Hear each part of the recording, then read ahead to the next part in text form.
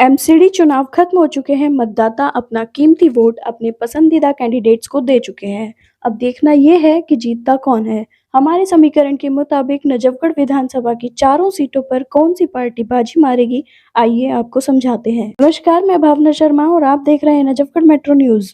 नजफगढ़ विधानसभा में पार्षद चुनावों में इस बार चौंकाने वाले परिणाम सामने आ रहे हैं। इस बार जहां बीजेपी को बड़ा झटका लगता दिखाई दे रहा है, वहीं आम आदमी पार्टी अपना खाता खोलती नजर आ रही है और एक बार फिर निर्दलीय अपना जलवा दिखा रहे हैं।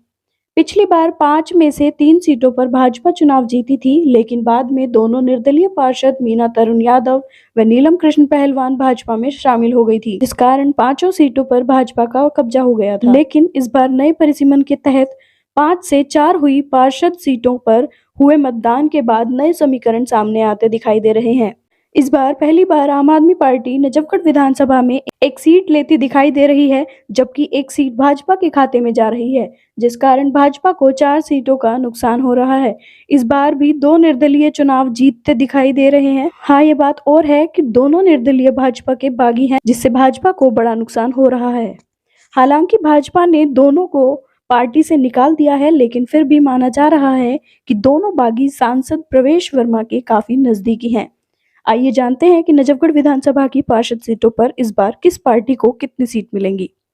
नजफगढ़ सीट पर वैसे तो मतदान से पहले मुकाबला 4 उम्मीदवारों में दिखाई दे रहा था, जिसमें भाजपा के अमित खड़खड़ी, आप से राजबीर डबास, कांग्रेस से सतबीर शर्मा व निर्दलीय अंतिम गहलोत। लेकिन मतदान के बाद मुख्य मुकाबला निर्दलीय प्रत्याशी अंतिम गहलोत व आप प्रत्याशी राजबीर डबास के बीच देखा जा रहा है। चाहे समीकरण जो भी रहे हो, लेकिन मित्राओं गांव पूरी तरह से अंतिम गहलोत के समर्थन में खड़ा दिखाई दिया। इस मुकाबले में भी अंतिम गहलोत यह सीट जीतती दिखाई दे रही है। अब बात करते हैं ईसापुर सीट की। ईसापुर सीट पर इस बार नए परिसीमन के तहत भाजपा की नजफगढ़ वार्ड की पूर्व पार्षद मीना तरुण यादव भाजपा से बगावत कर ईसापुर वार्ड से चुनाव लड़ रही हैं। वहीं ईसापुर वार्ड की पूर्व पार्षद सुमन डागर को भाजपा ने फिर से टिकट दिया है। वहीं आप से पिंकी खर्ब चुनाव लड़ रही हैं। पूरा चुनाव इन्हीं 3 प्रत्याशियों के इर्द गिर्द घूम रहा है, लेकिन मतदान के बाद निर्दलीय प्रत्याशी मीना तरुण यादव चुनाव जीतती नजर आ रही हैं। रोशनपुरा वार्ड। पिछली बार इस वार्ड से भाजपा के सत्यपाल मलिक चुनाव जीते थे, लेकिन इस बार उन्हें टिकट नहीं मिलने के कारण भाजपा के प्रत्याशी के रूप में बाके पहलवान यानी देवेंद्र डबास चुनाव लड़ रहे हैं। वहीं आम आदमी पार्टी से डॉक्टर संजय पराशर चुनाव लड़ रहे हैं। हालांकि भाजपा ने इस चुनाव को जातीय रंग देने की कोशिश की थी, लेकिन बाद में यह चाल उसी पर भारी पड़ती दिखी।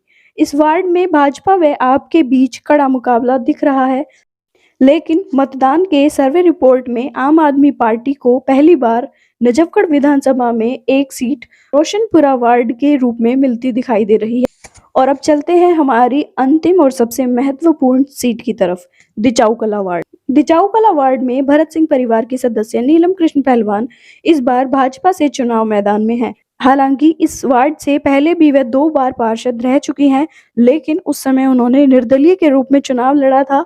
नीलम कृष्ण पहलवान काफी सशक्त उम्मीदवार मानी जा रही हैं। उनका मुकाबला आम आदमी पार्टी की प्रत्याशी अनीता पांडे से माना जा रहा है, लेकिन नीलम कृष्ण पहलवान के मुकाबले अनीता पांडे को काफी कमजोर प्रत्याशी माना जा रहा है, जिस कारण नीलम कृष्ण पहलवान भाजपा की एक ऐसी प्रत्याशी हैं जो इस बार चुनाव जीत रही हैं, वरना 3 सीटों पर भाजपा चुनाव हार रही है।